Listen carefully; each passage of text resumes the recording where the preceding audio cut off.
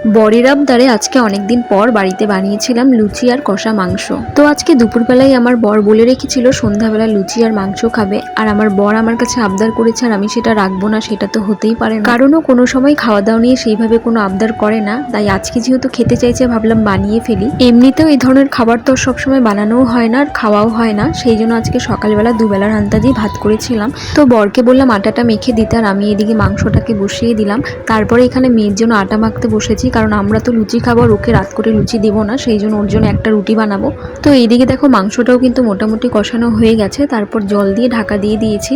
আর তারপরে কিন্তু আমি মেয়েকেও খাবারটা খাইয়ে দিলাম। আর এখন সব লেচিগুলো করে নিচ্ছি, আর ওইদিকে বরকে বললাম মাংসটা একটু দেখতে, না হলে নিচে লেগে যেতে পারে। তো ওইদিকে কিন্তু মাংসটা হয়ে গেছে, আর এখন লুচিটা বানিয়ে ফেলবো। আর প্রথম লুচিটাই এত সুন্দর ফুলেছে, আমি তো প্রচন্ড খুশি হয়ে গেছি। যাই হোক, একে করে সমস্ত লুচিগুলো বানিয়ে এখন খেতেও বসে পড়েছি। আর আজকের ভিডিওটা এখানেই শেষ করছি, দেখা হচ্ছে পরের অন্য কোনো ভিডিওতে।